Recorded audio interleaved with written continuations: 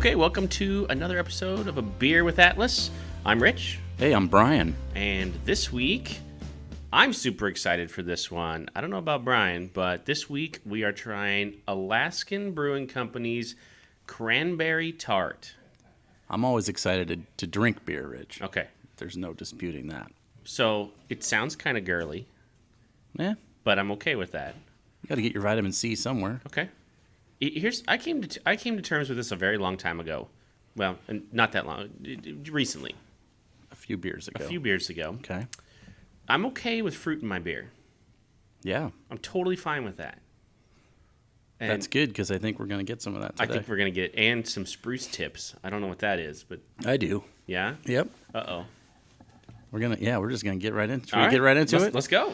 Spruce tips. That's actually like the end of the spruce tree, right? So it's like what some people would use as an aromatic, an herb, a flavor agent in the boil process. Is it potpourri? It shouldn't be. I've seen it in a couple different beers. Okay. See that? What is that? A big moose on the?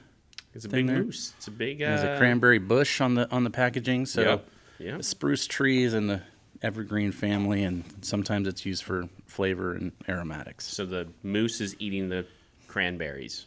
In this version. I thought cranberries were like in the water, like in the. They grow in a pond, right? Right. We've all seen the Ocean Spray commercial. Right. And I'll tell you, unless it came in a can and it came out of the shape of the can, I don't know that I've ever had actual cranberry, other than in a beer. You know what I mean? I tried to do them one year for Thanksgiving, like boil your own and then mash them or whatever. It's difficult. Don't do it. No. Just get this beer instead. Or get it in your beer. All right, let's give it a shot. Whoa.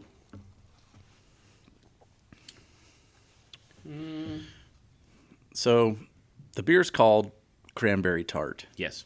It does have cranberry. I can taste it. Mm-hmm. I'm still waiting for the tart part. There's no tartness to it whatsoever. And I don't taste any spruce tips. We'll have to go for maybe a second. We'll keep going. Gulp. No. Yeah. I don't know. Yeah. We'll let it warm up and see what happens. Yep, let's see what happens. So, all right, It's definitely drinkable. It has a good flavor as far as cranberry stuff goes, but it's not bitter at all. No. Don't be worried about that. No bitterness. It's not like mouth puckering in any sort of way. Mm-mm. It just tastes like ale fruit beer. Yeah, ale brewed with cranberries and spruce tips. So it's tough to say, man, but it is. It's kind of easy to drink. Say it 3 times, real fast. So we were kind of talking before we went live here. Okay. About you were excited for this, and I was maybe not. Okay. We kind of touched on that. The reason I wasn't so excited is because this isn't really a style of beer. It's not like we can trace it all the way back anywhere. This is just kind of like a flavor enhancer. So there's not a whole lot of sciencey stuff to boil into for this one. So I thought about kind of expectations of this one and what it would be, and maybe for someone who pulled it off the shelf like you. I'm assuming you thought it would be a little bit more sour. Yes. So yes. And I looked online. I looked just to look up the definition, and sour and tart are pretty much interchangeable anywhere in the world except for when people talk about beer. So you'll see lots of discussion, and you'll hear people say they'll want to know what's the difference between sour versus tart. Why doesn't this say cranberry sour? Right. That's just the thing. So people will say, and this is kind of where I fall in the middle of this somewhere too, but tart is usually more of an upfront flavor. It's not the whole length of the drink. So it's like the first swallow, kind of like a Berliner Weiss. Okay. You'll get a little bit of that smell, and then you'll have an initial like sour sort of punch, and that's tart to me. Whereas sour usually is the full drink of the beer, like a lambic, let's say. Yes. So that's the difference in the definition where I come from. This doesn't even touch the spectrum of that for me. There's no tartness at all, but it does taste like cranberry, so they got that part going. It makes me sad because you're right. I mean, and you know me. I love a good sour. The more sour, the better. And I like Alaskan Brewing Company. When I was in Alaska last year, it was one of the first beers I had up there, and their story is great. Tell me the story. I don't know. I haven't been to Alaska. So, and I didn't visit Juneau. I was in Anchorage and kind of around there, but it's everywhere. And the reason why I think I fell in love with it because the water's so good. Okay. And there's a whole, and I'll get into that a little bit, but Alaska Brewing Company was founded was opened in 1986. They were the first the first post-prohibition brewery in Alaska, I believe or at least in June, or no, it was in Alaska. It was the 67th independent brewery in the country. Okay. So, I mean, they were super early adopter in 86, right? I Yeah. mean, it's super early. Their roots are totally Alaskan. The people that started it, the couple that started it, they transplanted up there. They moved up there, but then fell in love with it. Their Alaskan Amber is based off of when they started doing some research about beers in Alaska. It's all there was based off a defunct brewery called the Douglas City Brewing Company, which only lasted for like 8 years, 1899 to 1907. So it's a Gold Rush era beer. I don't know if that means anything in to Alaska. you. In Alaska. Okay. So whatever Gold Rush era beer means, that was their Alaskan Amber. Only just for the years of the Gold Rush, I would say. I don't Sure. think it's any sort of characteristics, but an amber. Okay. Yeah, there's a good 6-minute video on their website. I would suggest if you go to AlaskanBrewingCompany.com or whatever it is, there's kind of walks through their history. But I think what's most interesting is my experience in Alaska was they're like super proud of everything Alaskan, right? Like that's a big deal for them, and so Alaskan Brewing Company is no different. Like they're super proud of their water that they use for their beer.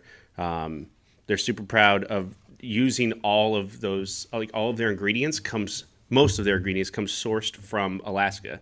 So the spruce tips in this came from the Tongass National Forest, which is from the Sitka spruce tree in Gustavus, Alaska. Gustavus. Okay. Couldn't tell you where that is. Gustavus. No idea. Sounds up north. Sounds maybe. Yeah. Yeah. They in their brewery itself, because it's so hard to get to Juneau, there's no road going to Juneau. You either have to fly in or take a boat in, one of the two. And so, they had to create processes to make it easier for them so they could produce beer at an affordable cost. Right. So they have a CO2 recovery system. It's the first CO2 recovery system in a United States brewery in the country. So all the CO2 that comes off the beer, they recover And somehow. bring it back and put it. Okay. Yeah, which is crazy. They have a spent grain steam boiler because spent grain they normally would feed to cattle Around here, yeah. right. That's big. There's not a whole lot of cattle there. So what are you going to do with all the spent grain? So they use it in. Let's see, how did they even? It's a first of its kind steam boiler fueled spent grain machine. So they burn it to create power for themselves, That's pretty cool. which is super interesting. Yeah, that's I guess if this is as remote as it sounds, then you've got to come up with a way to A, survive, right? And B, make it so that if you're going to make this product, you've got to be able to sell it, right? Otherwise, it'd be like $30 a six-pack just to Yes. get it out of there. So, yep. and I think I would assume, I don't know, how do they get the made beer from the brewery out places? Big boat or Big what? boats. They ship it on just big barges that come in and out of Juneau. That's got to be pretty unique to the United States Yep. as far as breweries go. And if you look, their distribution's pretty impressive. Like Nebraska just got it like this past month, but it's, I would say probably 3/4 of the United States can get Alaskan Brewing Company now. I think I've had a couple of their other beers before, but I've definitely never had this one. So Yeah. So it's, like I said, I fell in love with their story. I fell in love with the Alaskan Amber. They've got a really good IPA called Icy Bay IPA. okay, And I expected more out of this one. I feel bad. it's kind of a bummer. Yeah. I did take just another drink there, and it almost, if you go slow, it almost has like a sweet tart candy flavor aftertaste for me, or like tart and tinies, like that sort of flavor. But it's my eyes aren't watering or anything. I'm not gonna beg anybody to take it from me. It's so sour. I think you're trying too hard. I think it's. Maybe. I think we're just. I don't know. I tried It's to. too bad. I tried to do the same thing and then I almost choked. So I was looking for the spruce tip and it just wasn't there. You couldn't find it. The spruce tip just was not there. So. So brewery hours in Juneau. It's interesting because they have May through September and then October through April. I mean, I guess that's just So a it literally closed. Alaska thing, right? Yeah. Summer hours, May through September, every day 11 to 7. And then July 4th, they're open noon to 4. Winter hours, October through April, Monday through Friday, 12 to 6, Saturday, 11 to 6, and then Sunday, 12 to 5. They have a separate shop where they don't sell beer at all. They only sell their clothing in downtown Juneau, which I thought was kind of interesting. But if you go on their website, they have a ton of clothes, which I thought was interesting. Boulevard had a pop-up store like that in Kansas City in the plaza for a while. So I don't know if it's like a zoning thing maybe, or just for commercial businesses and they can't sell alcohol. Maybe they'd have to have a separate license for that. I don't know. But That's weird. I know Boulevard had a little pop-up clothing store for a while. Interesting. So, I mean, if you're in Juneau, you can go visit them. I'm sure it's not hard to find. 30,000 people in the town, so They probably can, point you there. I think so. Yeah. So, Well, I have a whole lot of sour notes and stuff, so we can get into that maybe when we get an actual sour beer. Rich, what do you think? I think let's wait for a good sour. Yeah, let's do that. I feel bad. I wanted it to be more, but okay. But this is half the fun, is trying this kind of stuff. And Yeah. it's not bad. I wouldn't not No. drink it again. I wouldn't go into it expecting, real sour or anything like that. But it does, as you said before, it's fruit. It's a fruit beer. And if you like fruit beer, this would be actually like a really good gateway. Well, like when we started with this whole show, it was like, I don't drink beer. Well, guess what? Those people that don't drink beer will probably like this beer. True. So would this be a good gateway for a sour then, maybe? Like if... I mean, yeah, because most sours have that, a red color for the most part of like a true sour, right? And so it's going to have some of that red fruit flavor. So that's okay to get here. I don't know if it's even that, if it's even an introduction to that. Yeah, There's it may just not no be. real. I mean, there's like Sprite tastes more sour to me than this. So Yeah. Well, I love everything about you, Alaskan Brewing Company, but Cranberry Tart's not... just call it cranberry ale. Cranberry We'd ale. be on page with that. Maybe if you want like a Christmas ale or something. Yep.